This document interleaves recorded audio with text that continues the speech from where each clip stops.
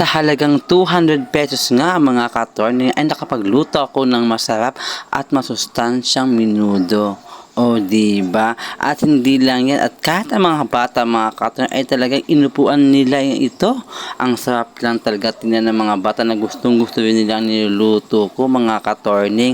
At para naman din nyo malaman nyo ang sekreto kung paano ito mga ka-attorney, panoorin nyo po ito hanggang sa dulo para malaman nyo kung paano ko ito niluluto.